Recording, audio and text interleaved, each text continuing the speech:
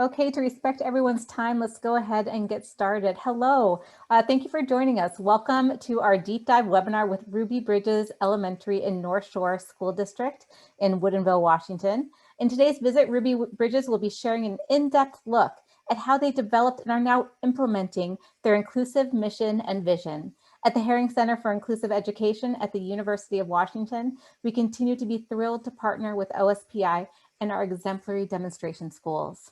We took the feedback from previous cohorts webinars where attendees repeatedly mentioned they wanted to hear more about some of the specific inclusionary practices our demonstration sites discussed utilizing in their schools. So that is what we are here to do today, take a deep dive into building an inclusive mission and vision with Ruby Bridges Elementary. Joining us today are inclusion specialists from the Herring Center for Inclusive Education. My name is Cassie Martin. I'm the project director, and I'll be starting us off today. I'm joined by fantastic inclusion specialist Naomi Fair and our exemplary project coordinator Molly Lyman, who can do all sorts of things, but also help in case you experience any technological issues today. Before we dive in, let's make sure we're set up for this webinar. Test your audio at the bottom left-hand corner of the menu to make sure that you can hear. As this presentation is in webinar format, all participants are automatically muted and no participant videos are on, but we will give you some different methods for communicating with us today. So thank you for sharing comments and ideas in the chat. If you'd like presenters to answer a question, please use the Q&A feature to make sure we don't lose those questions in the chat. We'll have time for Q&A throughout the webinar, and we're reviewing ideas in the chat to do our best to incorporate them into the presentation today to make it as interactive as possible. We'll be recording today's webinar, and it will be provided on the Herring Center's demonstration sites webpage, and we'll put that in the chat by the end of this week. All participants will be sent a link to access the webinar and PowerPoint slides as well. As we go through the webinar, please keep this webinar etiquette in mind. We encourage a growth mindset. We are open to thinking about new ideas and willing to push yourself to grow. Thank you for joining us today, for being present, positive, and engaged. So let's take a minute and practice in the chat. So in the chat, tell us what you hope to learn about building an inclusive mission and vision that you can take with you and positively impact inclusion at your schools. Just take a few minutes and go ahead and type in there. And I think we'll keep moving. In a minute, I'll read some of those out, but take a minute and really reflect. What are you hoping to take away from the webinar today?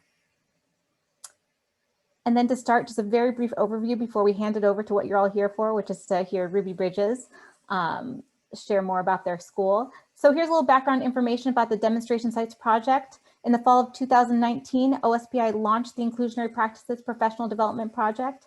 The Herring Center partnered with OSPI to coordinate and lead this part of the larger statewide project, creating model demonstration sites that highlight inclusionary practices across Washington state. The Demonstration Sites project was developed to provide educators from around the state with the opportunity to observe inclusionary practices in action, meet with school teams, collect artifacts that aid in systems change, and learn about how to implement inclusionary practices in different school contexts. Over the course of 2 years, 60 model demonstration sites across all 9 ESD regions are providing professional development to visiting schools. Our demonstration sites highlight the diversity in our state. They include urban schools, rural schools, and schools in some of our largest and smallest districts across Washington. In collaboration with Herring Center inclusion specialists, demonstration sites host visiting schools to showcase high leverage inclusionary practices. By sharing these practices and opening their doors to teachers, administrators, families, and community members, it allows visitors to see best practices in action and apply them in their schools. At the very same time, our demonstration sites themselves continue to grow their inclusive cultures and refine their practices that contribute to equitable learning for all students. So there are some founding principles that drive our demonstration sites work. To start, in every school, there are things that are working well. In education, we have the tendency to examine the problems associated with our practices instead of examining what's working well, why it's working well, and how we can use that information to make things better.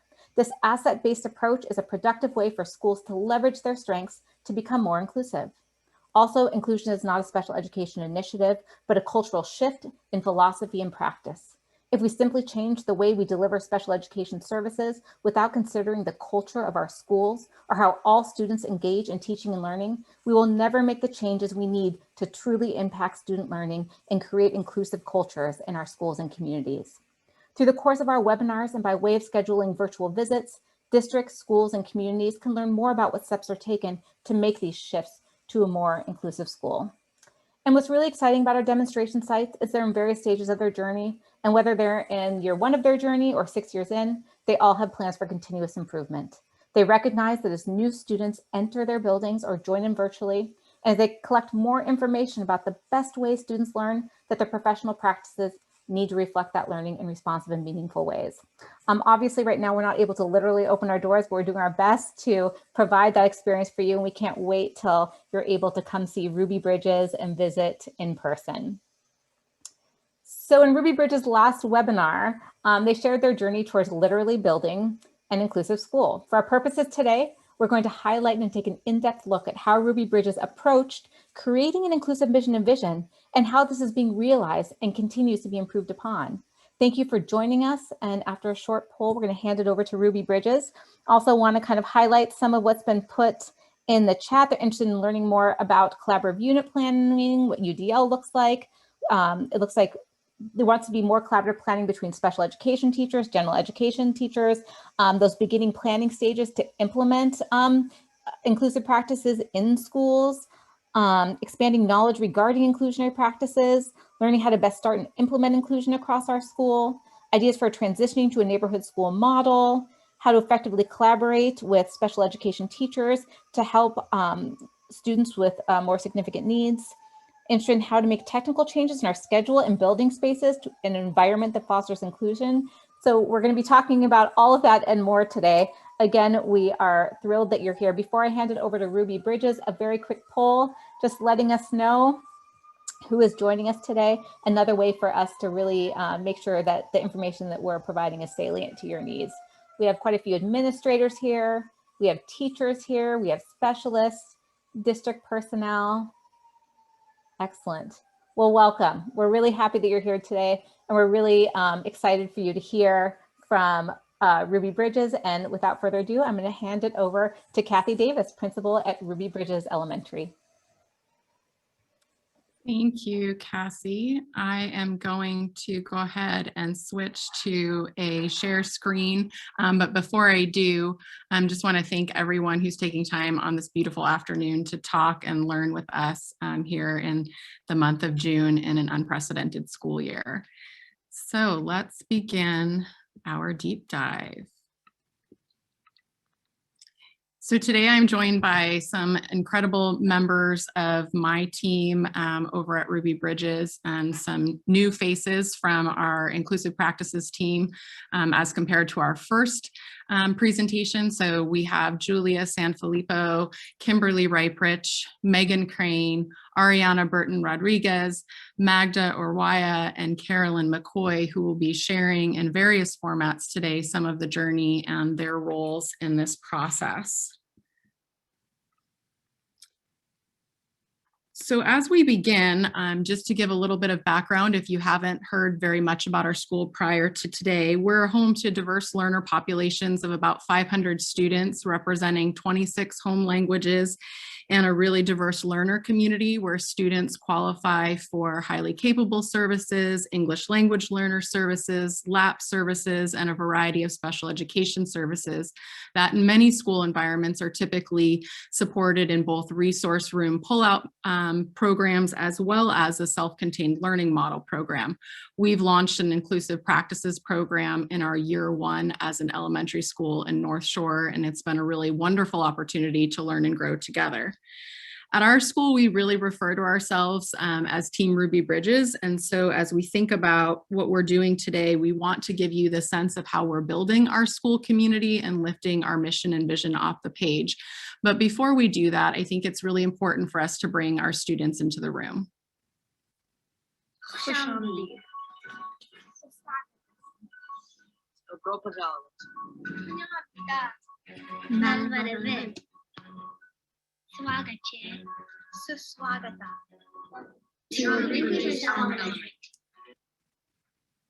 Okay, and we wish that you were able to be standing in the building with us and hope that in the future as a demonstration site, we can welcome you directly to the site. So Ruby Bridges Elementary opened this year, and we have these 3 key areas of inclusionary practices that are our focus. What's integral in our process of building the school community is that these practices are foundational and are a shared set of commitments for all staff and how they work both together and with students. Our inclusionary practices really do overlap and combine in how they come off the page. So for today's purposes, what we'd like to do is delve deeper into this idea of how to build an inclusive mission and vision, but to also look at how that inclusive mission and vision comes off the page and impacts other elements of these inclusionary practices. Before we proceed, I wanted to share this quote to just center our thinking around the concept of inclusion. In the last year and going forward into next year, we'll be using a book by Floyd Cobb and John Crownapple called Belonging Through a Culture of Dignity. This text in particular has resonated a lot with me in doing the work of inclusionary practices and also being really thoughtful about how inclusionary practices really center us on concepts of educational justice and racial justice. So this quote, inclusion is engagement within a community where the equal worth and inherent dignity of each person is honored. An inclusive community promotes and sustains a sense of belonging. It affirms the talents, beliefs, backgrounds, and ways of living of its members. This really is what we're thinking about as we seek to implement our mission and vision at Ruby Bridges. When we're looking to transform our culture, our systems, and all facets of the teaching and learning environment, we really want to move to a space beyond acceptance and acknowledgement of differences within our community and to the space of affirmation and sustained belonging. Our mission at Ruby Bridges is to create a community of belonging where each member is empowered to engage in meaningful inquiry, exploration, and discovery to become active, compassionate global citizens. Our vision can be best stated in what is listed on the bottom of this slide. You are a learner, you are a leader, and you belong here. The process for creating our mission was collaborative, and our vision for an inclusive, powerful student learning experience drives all of the decisions that take place at our campus. As we seek to develop this culture of belonging, the inclusive practice side of this is how we're making the vision come to life. One of our staff members is going to now present a little bit more about how this mission came together and the work that took place. So unfortunately, Debbie Potashnik, who is one of our 4th grade teachers here, was unable to be with us today unexpectedly, but we really wanted to include her perspective on our mission and development process. So here is the reflection that she was going to share today. The philosophy of inclusion is what drew me into wanting to become a member of the Ruby Bridges staff. I remember our first team meeting in January of 2020, before we even had a complete team or a completed building.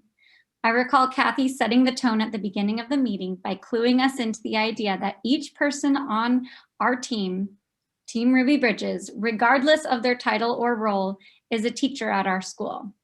This meeting was also when I was introduced to the idea of students not being my students or your students, but rather our students. This is how the tone was set for collaboration. I have always been passionate about collaboration, but I haven't always been part of a team that welcomed collaboration or saw its value and importance. I was thrilled when I learned that our school culture was going to be one of collaboration and not top-down directives. A great example of collaboration occurred in the development of our school mission statement.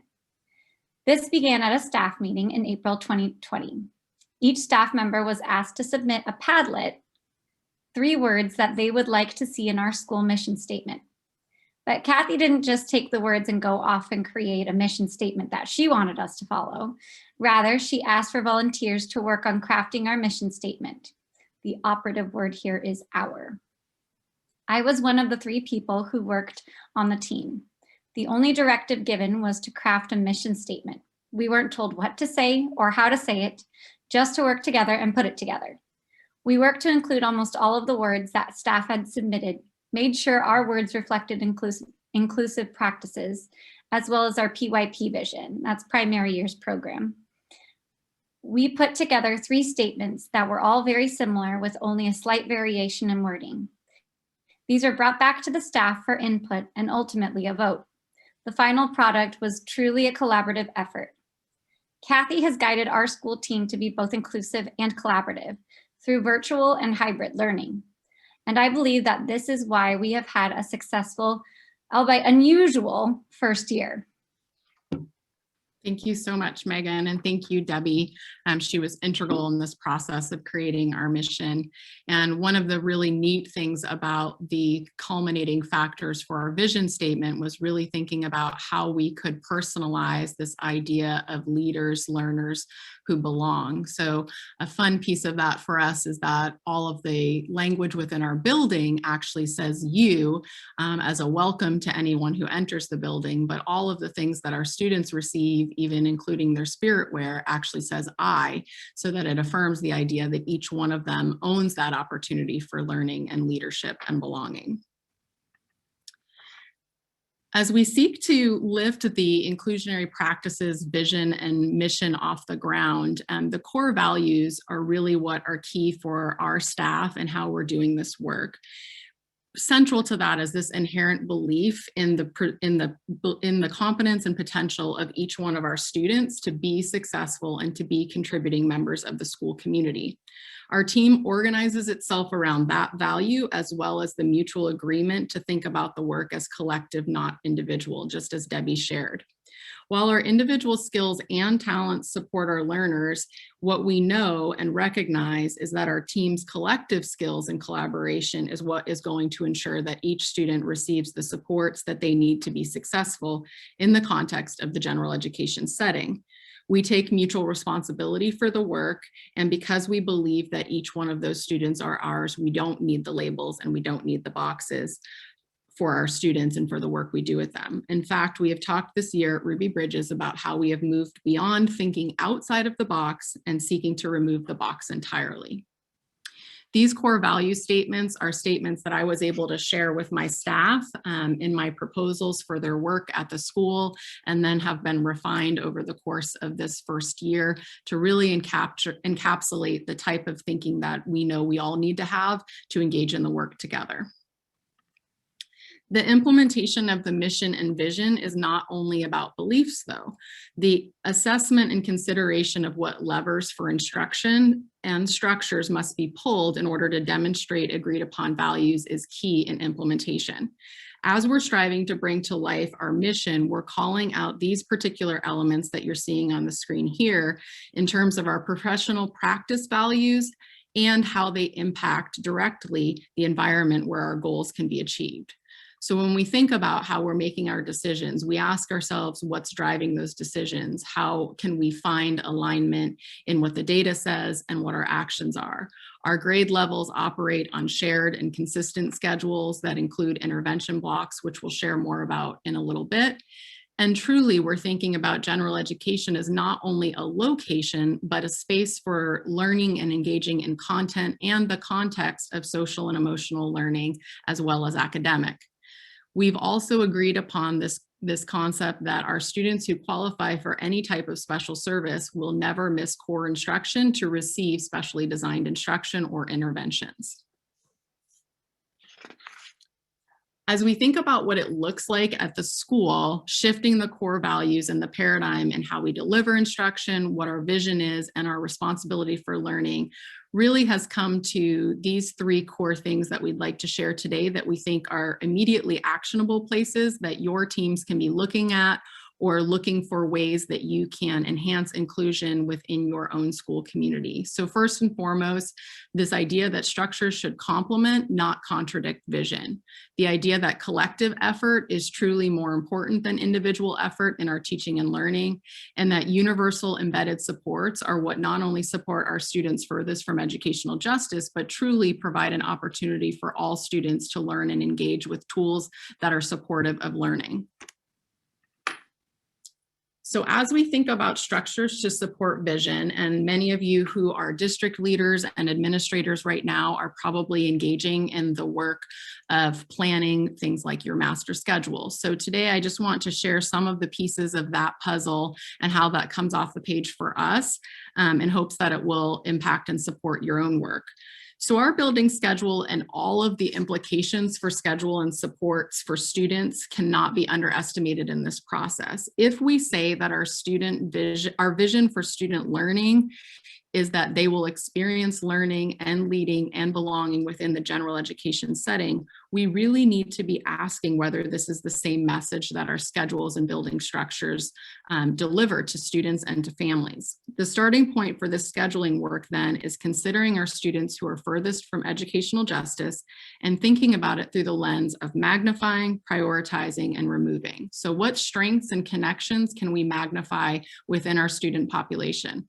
What supports can we prioritize to ensure that students have what they need in their general education setting? And what barriers can we remove proactively so that we don't find ourselves dealing with barriers to success later on in the school year, or dealing with barriers that are really ones that we've erected ourselves? As I think about the work that I've engaged with in my staff in the previous school years, as well as in starting at Ruby Bridges, some of the key pieces in master scheduling that I think are essential to commit to and work together as a staff on are this idea of, first and foremost, heterogeneous groupings for student groups. So removing the boxes around student groups and removing clustering or organization that really just perpetuates segregation of students is key. Consideration of where the greatest needs for academic and social emotional support will be needed within your grade levels is also key. We need to start with our students and then center them in the conversation with a very high level of specificity about their strengths and about their challenges. We know then that each year our schedule and our support systems will uniquely be impacted by what kinds of challenges and strengths might be present. So we need to have those discussions to determine how our service delivery can be impacted in certain grade levels or with certain students, and really think thoughtfully about how we can use the structures, whether it's the times for transitions, the time periods when certain content areas will be taught, and really trying to derive that maximum benefit for intervention.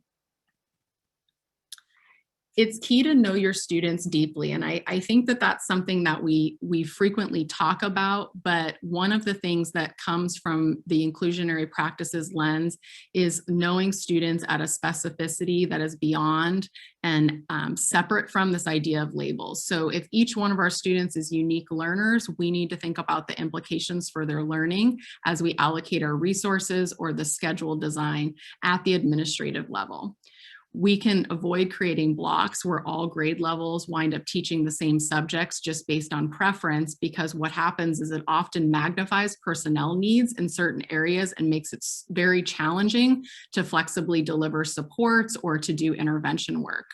We can also design schedule elements like the breaks, recesses, and specialist blocks that we might have to be strategic and provide supports, reinforcement, or motivation for certain student groups or certain student grade levels where we know that certain combinations within our schedule may actually produce more reactive or disruptive behaviors, or where we can see that a need for kinesthetic movement is going to come into play and impact teachers' ability to be able to transition from one thing to another. We can use those structures as administrators to help build a master schedule that actually supports that work proactively. I'm now going to turn it over to a video from Magda, one of our teachers at Ruby Bridges, and she's going to share how this structural work is supporting lifting the vision from her point of view. Hi, my name is Magda Orwaya, and I'm one of the special education teachers at Ruby Bridges. This year, I'm supporting students in the 4th and 5th grade. Before coming to Ruby Bridges, I taught in a self-contained program for 6 years. I'm here to talk about some of the structures that have been set in place that have made this model successful at Ruby Bridges, and my challenges in the past when these structures were not established. The first being a common building schedule across each grade level. For example, all of 4th grade has reading instruction, intervention blocks, specialists, and recess at the same exact time. This makes building student schedules, allocating peer support, and facilitating peer interactions effortless. This also allows for common planning time between the general education teacher and myself, which is crucial in planning and differentiating curriculum. In the past, despite working with students in 1st and 2nd grade, I was given my own schedule that never aligned with 1st or 2nd grade general education. This made it impossible to co-plan, and it limited peer interactions. I always had to make a tough decision between having students that I was supporting attend specialists or instructional opportunities with their peers, because there was no way for us to have both. A common schedule eliminates the need to pick and choose when students can be with their peers, because it's already expected that they will be participating with their general education peers for specialists and all instructional activities. Next, I would like to emphasize the importance of having every student placed in their general education classroom before the start of the school year. This allows for the general education and special education teacher to begin planning together for all students, have supports ready to go on the first day, create classroom expectations, and establish an inclusive environment together. On the first day of school, all students begin their day in their general education classrooms. This ensures that all students, despite their needs, are a part of the classroom community. In the past, it was my job to seek out a general education teacher and ask if the students that I was supporting could be a part of their classroom. Oftentimes, the teachers wanted to wait until the end of the month until they established their routines. At this point, the student was no longer a part of their classroom community, but became a visitor that came and went. This made it difficult for students to develop meaningful friendships with their peers. It also impacted the behaviors of the students that I was supporting because they didn't view that space as their classroom or the teacher as their teacher. Another important structure that we have established is flexible peer support. Para-educators support all students in the classroom, not just the students that may have the highest needs. This allows for students that may be more impacted to become more independent, while all students have the opportunity to receive support where additional instruction is needed. Para-educators are also utilized to run small intervention groups, support another classroom in need, and become everyone's teacher as opposed to being tied to one student. Lastly, the benefit of having multiple flex spaces in close proximity to general education classrooms. As opposed to a self-contained classroom that only students with the highest needs have access to, a flex space can be utilized by any student that needs a quiet space or a sensory break. These rooms include sensory activities such as swings, rice tables, kinetic sand, and trampolines, calm down activities, books, mats, and individual as well as small group desks for students that may get overstimulated, need a quieter place to work, or just a space to take a break. By having these rooms close to classrooms, students have easy access and can easily transition to the rooms with minimal distractions. Another benefit of having the rooms accessible to all students is that it also removes the stigma that only certain kids go into rooms that may look like that. It becomes an open space for all and gives all students an opportunity to self-regulate. Having these 4 structures in place has made a world of a difference in making an inclusionary practices model successful. I came from a completely different model. It was new and scary at first, but having these established made the transition smooth, exciting, and successful. So if you don't know where to begin, I encourage you to start with a few of these structures, and I promise that the rest will fall into place. Thank you. Thank you so much, Magda. So beautifully put. Next up, we have another staff member who's here with us in person today, Kimberly Raybrich. Oops, that always happens when you try to share. There we go. Thanks, Kim. Hi. So I am one of the special education teachers at Ruby Bridges as well. And I come from a background actually of teaching in both general education and special education settings and have seen kind of a variety of service delivery models at different schools and in different districts. Much of my experience has seen SDI minutes primarily delivered through a pullout model. From what I saw, there was often little, if any, collaboration between the general education teachers and special education staff members, which led not only to a lack of generalization of skill sets for students across settings, but also a sense of othering. The commitment to inclusion at Ruby Bridges has created an environment where all students are together in general education classrooms. We've worked to take the term and location of a learning center out of the equation and instead created an environment where the whole school is a place for students to be learners.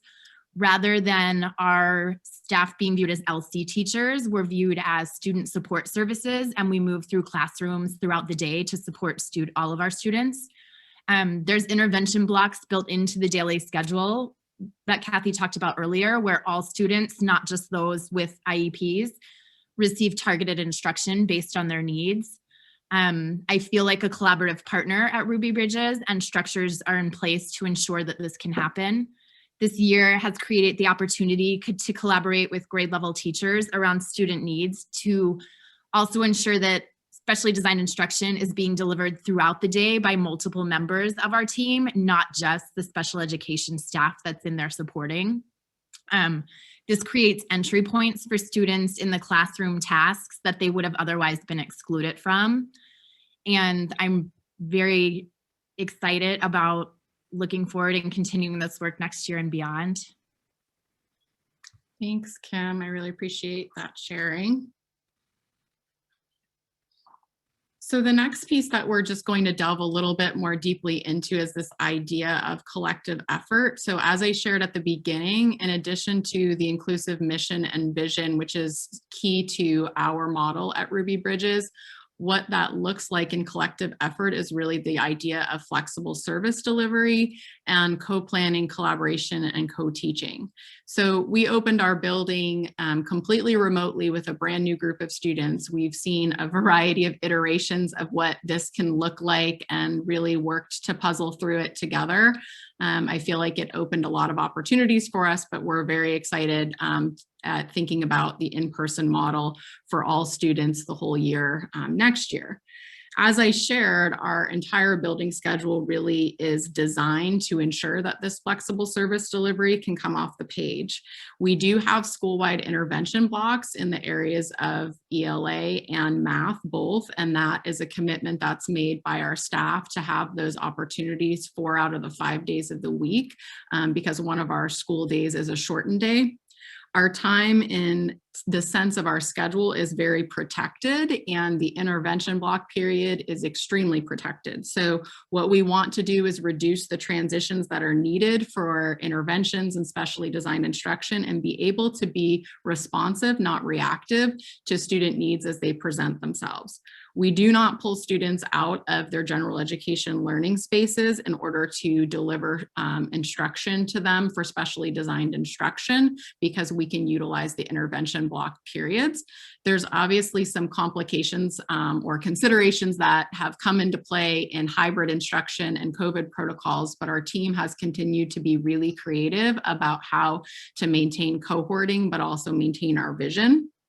Our teams can also, through that service delivery model, be really flexible about grouping. So groupings can be responsive to particular student needs and what the student learning data shows us, rather than what happens often in a pullout model, particularly in the design of English language learner services, LAP, or special education, where the schedule is constantly being rewritten and just further stretching the same group of individuals a little bit more, or increasing the size of small group pullouts even more as students may need those supports.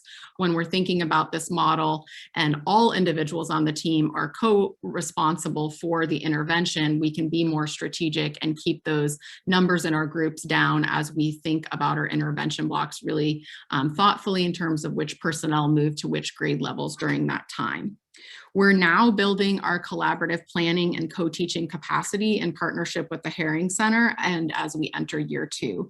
We are growing together in our ability to articulate what our learning targets are, what meaningful instruction looks like, and supporting each other to think about what collaborative documents and communication tools that we can use, how we can use technology that we've learned about, particularly in the last year, to our advantage in that collaborative effort.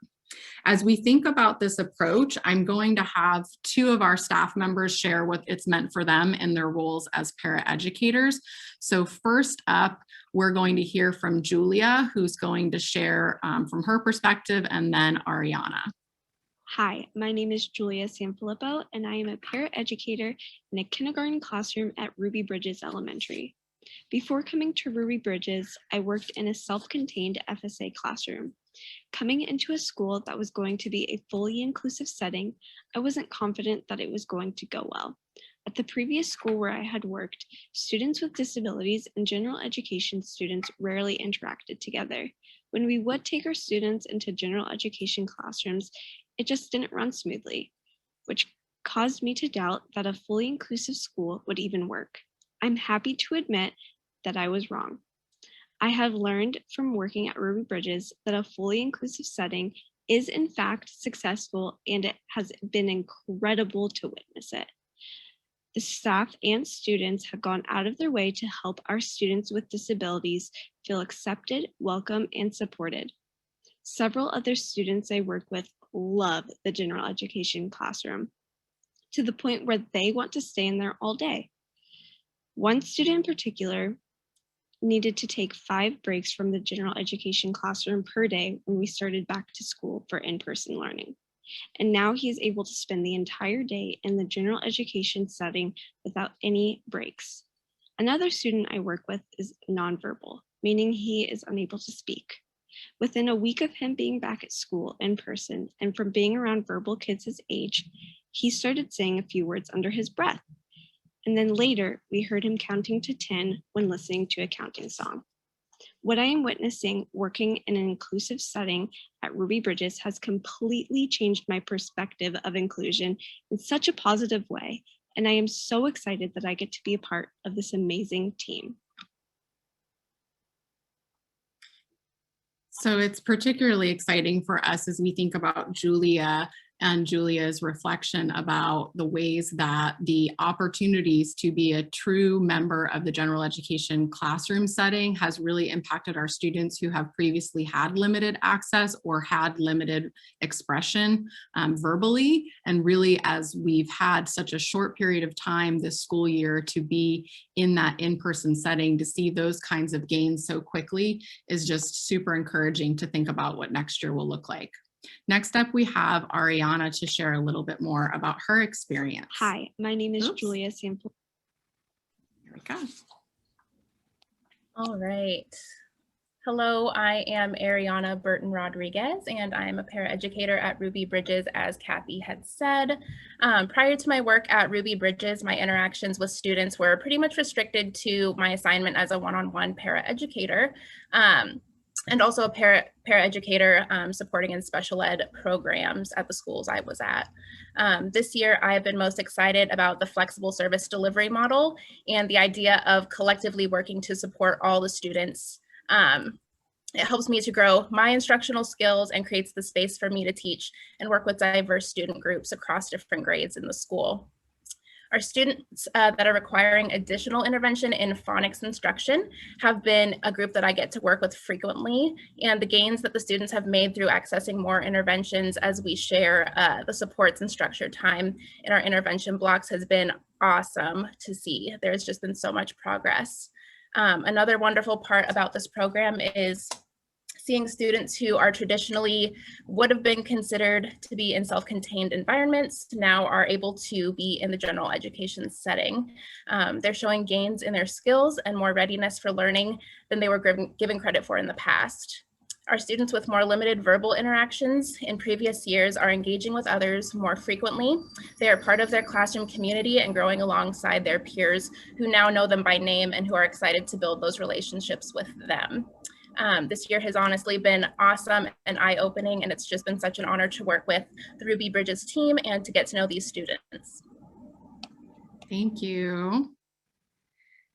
So our third principle that we wanted to delve a bit more deeply into for your consideration today in your own journey is this idea of setting up universal embedded supports. As we shared, we opened a new school building, so certainly we had some opportunities available to us related to our furnishings, and that's wonderful, and not everyone will open a brand new school building. So we're really focusing in on our actionable pieces, primarily that are available to anyone in their school setting that's in existence right now. I did want to point out, though, that thinking about the embedded universal supports as an opportunity to ready the general education setting for students, rather than requiring students to have a certain level of readiness or a certain way of engaging in a general education environment, is really key to the success of this mission and vision. So we try to place our supportive tools in proximity to our students. As Magda shared earlier in the presentation, flexible learning spaces are a key part of that. Removing labels from our spaces and having classroom spaces and flexible spaces, as well as opening up areas within our building, our hallways, for students to come together, in addition to having that aligned schedule where all students are getting the things that they need through intervention time, and there's a real flexibility within the grade level, is really key to being able to pull this off the page. We also are thinking about how we can be thoughtful in embedding supports for our students and growing our collective skills as an instructional team. One of the things that we have thought about in terms of our mission and vision is that if we are committed to this idea that each one of our students is our student, then each one of us from the staff perspective is responsible for understanding the ways in which our students move and learn within the world. So next up, we have Carolyn, who's going to share more about one element of embedded universal supports and how it comes off the page this year for her in her role as an SLP. Hi, my name is Carolyn McCoy, and I'm a speech language pathologist at Ruby Bridges. My role as an SLP has shifted and evolved as I'm learning that we have the capacity to provide supports and services that are accessible and universal to all students. Just a lot like what Kim said, my past experiences with service delivery have primarily included individual or small group pull-out speech therapy. Skills were worked on in contrived and separate space, often with difficulty of generalization and maintenance of skills, and with little collaboration and carryover to the classroom. At Ruby Bridges, we are starting to think outside of being placed in our own category or box, and instead as a member of the entire school community. So what we've done at Ruby Bridges in order to support the complex communication needs of many of our students, including those who use augmentative and alternative communication systems or speech generating devices, we have taken a universal approach to providing aided language stimulation to our whole school community. What this means is we are incorporating both a visual symbol and a verbal model to demonstrate the communication of messages. To put it simply, you basically point to a symbol while saying the corresponding word. It is similar to language modeling used with children working on verbal expression, and is very effective and backed by evidence. So we are immersing all students with aided language stimulation throughout the school day. Teachers are using this as a tool for engagement across many aspects of their day, including in the classroom, on the playground, when modeling social interactions with peers during free choice or lunch groups. And we are all excited about learning this new language together. So to pull this off the page, collaboration so far has included whole staff professional development on universal supports, including the aided language stimulation, and then staff training on using a core word board to provide aided language stimulation during read aloud, classroom instruction, morning meetings, and free choice. So here you'll see, this is a picture of a core word board and one of our kindergarten teachers who is doing a whole class read aloud and simultaneously pointing to the corresponding core word board. And we've had tremendous feedback about how using this support is obviously helping our kiddos who use augmentative communication, but also our EL students and students who are struggling with literacy. So on the next slide, we have also been immersing the environment with corresponding symbols to label classroom items. This is an example of the animals for a free choice activity. And we have symbols placed around the schools in areas like the bathroom, the nurse's office, and the hallways. On the right here, we have an example of a specific book, Leo the Late Bloomer, which was read during a whole class read aloud in kindergarten. And we have added these symbols to the book. And we've also made communication boards for the students in the classroom. Anyone who wants to use one, they are available. And on the next slide, we have our playground communication board. So we've been having staff training, including how to utilize the playground communication board. And on the next slide, you'll see here is one of our teachers utilizing it to elicit making requests from a student during recess. Luckily at Ruby Bridges, we have a few therapy dogs, so he was included in this as well. Oops, let me go back. I just missed the play button.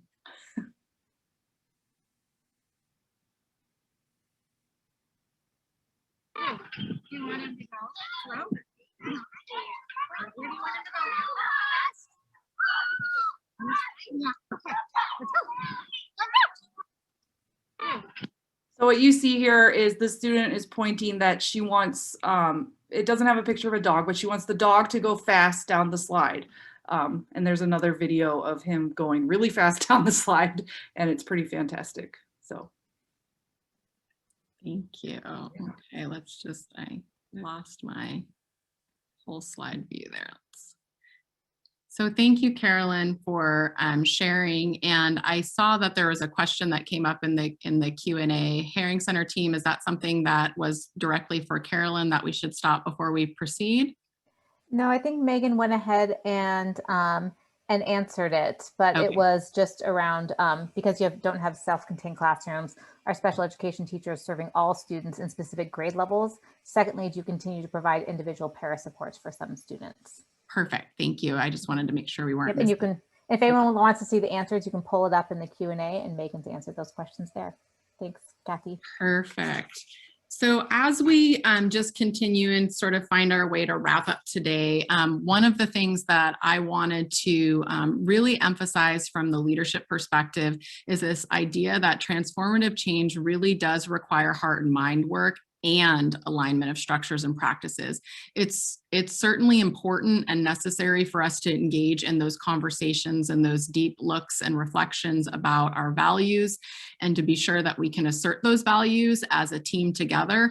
But if we don't find our way to alignment of structures and practices at the same time, often what happens is that the frustration that team members experience as they shift in their beliefs or try to operationalize their beliefs into action just tend to mount in those circumstances.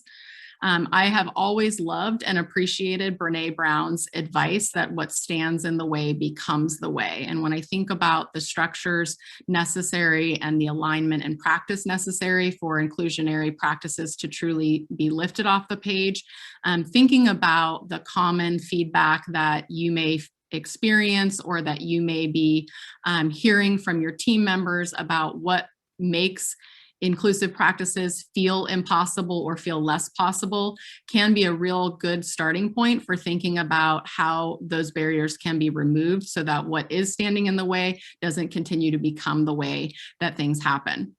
Collective proactive work is really key to successful implementation. So having that cohesive vision, but also having that collective work to achieve it. It's a million little things happening at the same time, and all of those things at different points are going to become important in ensuring that the vision comes to life.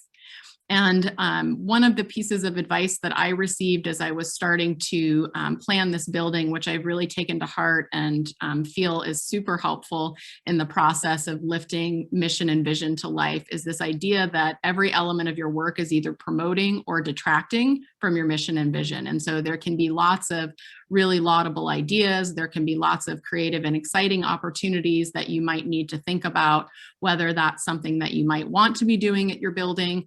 You could also have ideas for how something can happen, but taking that time to reflect and ask, does this actually help us to get to our vision, or is it actually detracting us from our vision, I think is key in the process. Some of our findings and data in particular in this first school year is definitely an increase in access and opportunity for our students, as all of our staff shared today, some of the ways that they see students engaging, building relationships, utilizing their communication to really be more a part of their classroom community and to be able to engage more academically can't be underestimated. The other piece of the puzzle that I think is particularly important is that this idea that the flexible service delivery model really maximizes staff's ability to intervene and respond to needs. It's really moving away from the idea that everyone stays within a certain realm in terms of how they're interacting and instructing with students, and it creates a different kind of synergy and a different type of distribution of time for staff.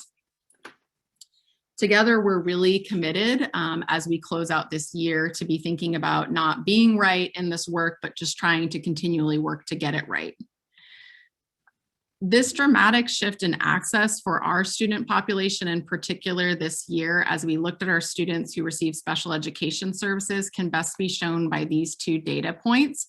At the start of our school year, across our entire K-5 student population, we had a large number of students who had transitioned from primarily self-contained learning environments. We also had students that had varying levels of access to general education based on their IEP matrices. And so what we look to do is find opportunities to engage in intervention processes, to monitor that progress, and then work with our families and with our staff to determine how we could move toward more access for students, even in the remote setting, and even in thinking about what they were experiencing then when they came to hybrid learning. One of the most significant shifts that occurred for us is that by the close of this school year and as we enter the next school year, all of our students who were previously in the most restrictive learning environments have shifted from that particular amount of access in general education to in the upper realms of 68 to 78%. And some of that work that still is left to be done to get to that 80 to 100% of access and opportunity is still there waiting for us next year, but it's been a dramatic shift for many students who previously may have only engaged in limited ways, as our staff has already shared in this presentation, in places like lunch or at recess, or in some respects, even with IEP documents that stated general education participation may have actually been othered in those situations, participating in a specialist experience, but not really participating with the group and instead in a separate area of the gym or in a music class. So lots of work ahead, but some really exciting outcomes. What I would like to say about this is that we make this kind of a shift by just making this kind of a shift. There's really no level of scaling up that needs to happen before making the decision collectively to make the shift toward more access to general education. We can always improve our processes and practices together, but ultimately that first step is actually taking the first step. As we go into this next school year, we're thinking about these guiding questions to assess progress and to push our practice. So what we know is that in our initial year of work, there's incredible opportunity and possibility that's presented itself in terms of what can happen for our students. And what we have realized is that if we continue this work as a committed group, we really will be able to continue to do what was previously thought of as impossible for some of us, and what really in many respects is blazing a path of opportunity for our students.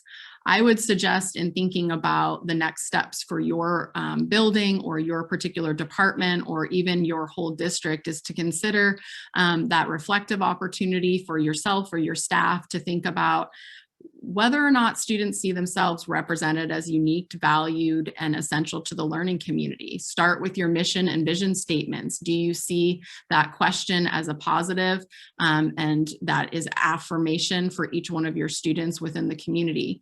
Do you see opportunities where students can access, have opportunity, and receive the right supports to realize their highest potential? And is that happening in general education settings or separate segregated learning environments? Does your school community and the school climate nurture and support the vision of barrier-free learning? We're constantly asking ourselves if the decisions we're making are going to promote or detract from that vision. And that's really hard, continual work, but I think it's what helps keep us moving in the same aligned direction that we had started over a year ago now. And then finally, this last question really given to me to ponder, and that I really appreciate in thinking about our focus on educational justice, is what patterns can we identify in our outcomes that can help us do better for our students? So when we look at our student learning data, we need to look at the patterns of outcomes that we're seeing, and we need to think about what structures and what things are in place in terms of the work that adults are doing in our buildings that are helping produce those outcomes. And if the system is designed as such that the outcomes are creating barriers and reducing students' success, it's our opportunity then to change that and to move forward in new and different ways. So thank you so much. It is my turn now to just share that when this is shared on the Herring Center site, that we plan to have some of these resources available to share just from our journey. I'm also happy, and I know that our team members have lots to offer and to consider with anyone who might want to reach out and just connect on specific pieces for your particular building. And I know that a lot of our team members are really excited about opportunities to have thinking partners around implementation of these practices. Just a tremendous thank you to the team, Ruby Bridges. As we're pulling up our slides here to wrap up, please keep those Q&A questions coming, as we'll have some additional time to get to all of them. So we really want to hear your thoughts and questions as they arise. And again, so Ruby Bridges, we just loved hearing your in-depth deep dive around inclusive mission and vision. And so we're hoping to do a quick share now in the chat. What are some systems, what are the systems, culture, and leadership practices you heard about today that support inclusive schools? And what are some initial steps you can take back to your school? So keep that coming in the chat as you reflect. Keep those Q&A questions coming, and we'll share out some of what we're seeing represented in the chat.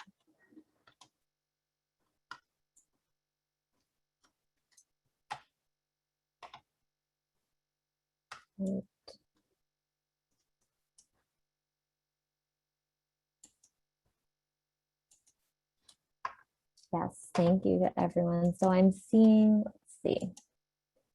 So there's a question in the Q&A about what the staffing model looks like at the school. Sure, I'm happy to answer that. So we worked within our district's collective bargaining agreement. And so traditionally, different levels of student supports have created different levels of potential staffing in terms of certificated staff, workload for numbers of IEPs that staff might be case managing, as well as the number of para-educators that might then support students. So in our district, what that looks like is about 25 IEPs or less per certificated teacher. And then in certain circumstances where students would traditionally be program placed into self-contained models, that case management is 8 students. And then what happens is a couple of paras are assigned to that particular set of cases as well. During the time that we were planning the building and working through our contract conversations and working in partnership with our union partners and district leadership, we discussed the idea of flexible service delivery, which maintained the exact same amount of staffing that schools had with the exact same number of students receiving special education services or English language learner services, but just asserted that we would collectively support all students and craft our support plans accordingly. So it has been an absolutely neutral amount of staff as compared to any other building. It's just a paradigm shift in how staff operates within the building itself. Thanks so much, Kathy. That's such an important part of just the structures that really bring your mission and vision to life. So I appreciate that question a lot. I'm seeing in the chat some reflections around our questions. So I'm seeing collaboration and planning between different staff members along with scheduling based on student knowledge and needs. I see people are excited to bring this idea of embedded universal supports back to their school, the importance of the master schedule and the need to be very specific, right, around that co-planning time to support collaboration. So thank you. I'm also seeing a question around vision. Is this promoting or detracting from our inclusive vision? Yes, that's such an important question as you're developing that inclusive mission and vision for sure. Great. So keep those coming. And again, a tremendous thank you to the team. And to learn more about the demonstration sites project itself and OSPI's Inclusionary Practices Professional Development Project, please visit these websites or feel free to email us at uwdemosites@uw.edu. Also, you can visit our website where we'll be posting this recording as well as the resources and artifacts that Kathy mentioned previously on her slides.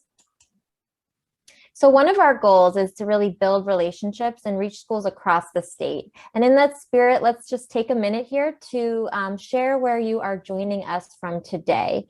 Please go to polev.com/Herring Center, and we'll be able to see where you're joining us from and share some of those ESDs. I'm seeing 121 represented, 189, 112, 123. So as Cassie mentioned in the beginning, it definitely seems like we're having some great representation across our state today. Wonderful. 112, 189, 101. Excellent. And to Ruby Bridges, we'll be able to share this with you all later, so you have it as a nice keepsake. We'll move the slide, but I'll keep this open so people can keep adding on, letting us know if it takes a minute to let us know what you're visiting from. Great. Excellent. So we'd love to get feedback about our session today. Oh, there we go. Thanks. So this will give us information we can use to effectively share demo sites inclusionary practices in webinar format in the future. Please click on the link and fill out the brief survey through Google Forms. The survey is anonymous, and also Molly will be sending clock hour forms to those who are in attendance after the webinar. So keep a lookout for that. Thanks again to OSPI and CSTEP for their partnership in our project. And another just huge thank you to the Ruby Bridges team for your truly inspiring work. Thanks to everyone for joining us today. And again, to learn more about inclusionary practices and for envisioning how you might take some of what you learned and apply it in your own school and community. So we hope you will join us for future webinars, and that when our doors open again, you will take advantage in person of visiting our Washington State demonstration sites.